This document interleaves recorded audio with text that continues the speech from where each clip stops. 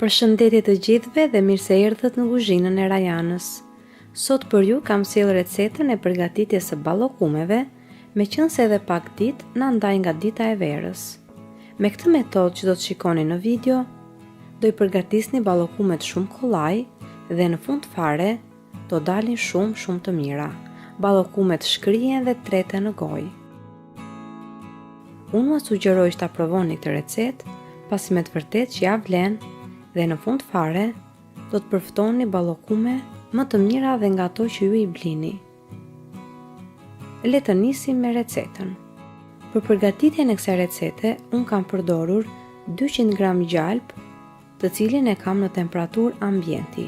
Pra nuk është gjalp i shkrirë, por është gjalp të cilin e kam lënë për disa minuta jashtë frigoriferit edhe më pas e kam përdorur. Gjithashtu kam përdorur edhe 250 gram sheqer pluhur. Në vend të sheqerit pluhur mund të përdorni edhe sheqer normal. Sheqerin dhe gjalpin i kam hedhur në robotin e kuzhinës. Nëse në shtëpinë tuaj keni një makineri të tillë, pra një mikser të madh kuzhine, mund ta përdorni fare lehtë për të përgatitur ballokume. Por nëse mikserin e keni të vogël, do t'ua sugjeroja që më mirë ta bënit me dorë procesin e përgatitjes së ballokumeve, sesa të përdorni atë mikserin e vogël. Pasi mikseri i madh, si ky që kam unë, nuk ka problem gjatë kohës që rrihet gjalpi me sheqerin. Por nëse përdorni një mikser të vogël, mikseri i vogël nuk ka fuqinë e duhur për të rrahur gjalpin me sheqerin ashtu siç duhet. Gjalpin dhe sheqerin do t'i rrahej me mikserin e kuzhinës. Në fillim, unë e kam hapur mikserin në shpejtësi mesatare, në mënyrë që gjalpi dhe sheqeri të bëheshin një masë e njëtrajtshme. Por në momentin që shikoni që i gjithë gjalpi e ka përthithur sheqerin, në këtë pikë do e hapi mikserin në shpejtësi të lartë për të rrahur gjalpin me sheqerin. Unë në total këtë proces, pra rrahjen e sheqerit me gjalpin, e kam bërë për 15 minuta. Megjithatë, kjo varet edhe nga mikseri që u përdorni në shtëpi. Por kjo nuk do të thotë që unë e kam rrahur për 15 minuta rresht pa pushim, por gjatë kohës që është rrahur gjalpi me sheqerin, her pas here e kam ndaluar punën, kam ndaluar mikserin dhe kam mbledhur anët e gjalpit. Siç e shikoni dhe në video, këtë e kam bërë në mënyrë që her pas here ta ndihmoj mikserin, në mënyrë që edhe procesi të bëhet më kollaj, por që edhe mikseri të mos prishet dhe të rrahi kot.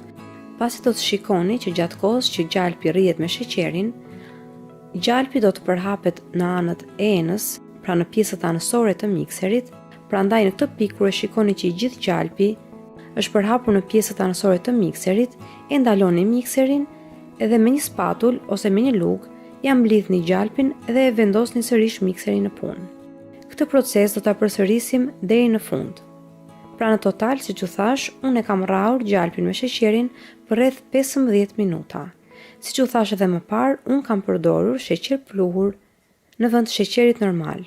Këtë e kam bërë pasi sheqeri pluhur në këtë rast e ndihmon shumë mikserin dhe ndihmon shumë procesin që të jetë shumë i thjeshtë dhe më i shpejtë.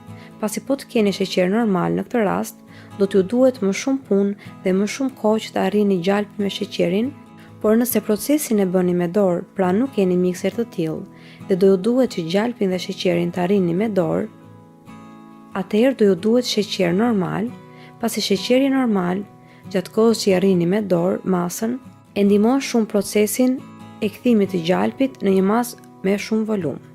Keni parasysh që gjalpi me sheqerin duhet të rrihen deri në atë pikë që masa e gjalpit të dyfishohet në masë, të fryhet në volum dhe të krijohet një masë e tillë që kur e shikoni e kuptoni dhe vetë që masa është bërë shumë kremoze dhe ka marrë një ngjyrë të zbardhur dhe është shumë e fryrë në volum në krahasim me masën që hodhëm në fillim. Në këtë pikë do të shtojmë vezët. Unë në total kam përdorur 4 vezë të vogla, por ju mund të përdorni 3 vezë me madhësi mesatare. Vezët do i hedhim një nga një dhe secilën nga vezët që do hedhim do e rrahim me gjalpin për të paktën 30-40 sekonda.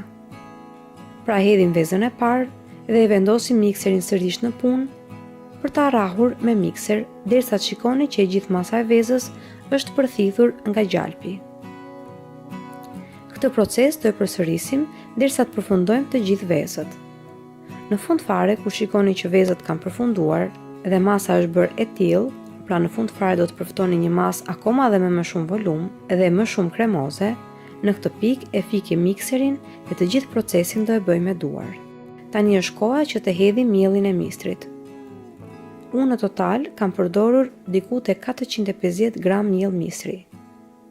Por megjithatë, sasia e miellit të mistrit varet shumë edhe nga madhësia e vezëve që u përdorni, por edhe nga cilësia e miellit që u keni. Mielli që unë kam është shumë i imët dhe për këtë arsye mua më është dashur që të përdor rreth 450 gram miell mistri. Por në varësi të miellit të mistrit dhe në varësi edhe të madhësisë së vezëve, ju do të përdorni miell mistri deri në atë pikë sa të shikoni që masa e brumit është e tillë që ju mund ta mlidhni me duar, por që është shumë e ngjitshme në përduar. Do ta shikoni edhe në fund se si do të duket masa e brumit. Miellin do ta shtojmë pjesë-pjesë. Pasi hedhim mielin, me një spatull e trazojmë të gjithë masën e vezëve dhe gjalpit. Në këtë pikë mund t'i shtoni edhe gjysmë filxhani me qumësht. Qumështi duhet që të jetë në temperaturë ambienti. E di që shumë prej jush do të pyesni se përse përdoret qumësht në këtë recetë, ndërkohë që receta origjinale përdor ujin e hirit.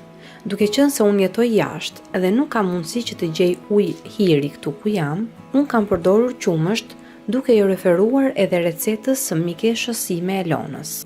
Pra ajo në vend të ujit të hirit përdor qumësht dhe me të vërtet që është një zgjidhje shumë e mirë.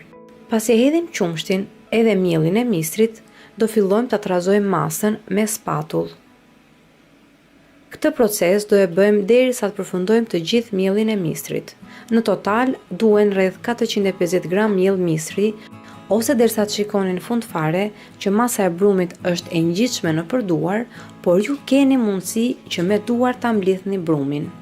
Por nëse në fund fare shikoni që pasi keni përdorur 450 gram miell mistri, siç kam përdorur unë në këtë video, dhe vini re që akoma brumi është goxha i ngjitshëm dhe ju nuk keni mundësi që ta mblidhni me duar, edhe mendoni që do akoma dhe pak më shumë miell, atëherë ja shtoni sipas nevojës që ju duhet për të përftuar një brum të tillë. Kur brumin e keni gati, tani në një tepsi do të shtrojmë pak miell mistri ose mund të shtroni dhe një letër përpjekje. Dhe tani me duar do të marrim pjesë-pjesë nga brumi që përgatitëm dhe do t'i hedhim në tepsi.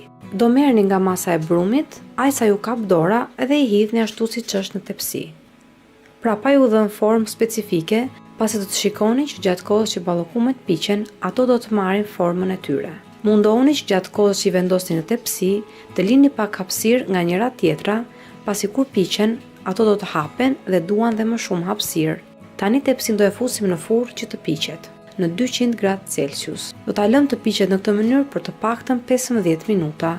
Kur shikoni që ballokumet ka marrë një ngjyrë të kuqe të lehtë sipër, shumë të lehtë, atëherë do ta ulën nxehtësinë e furrës në 120 gradë Celsius dhe do ta lëm në këtë mënyrë edhe për 15 minuta të tjera. Pra në total do ju duhen përpjekjen e ballokumeve rreth 30 minuta.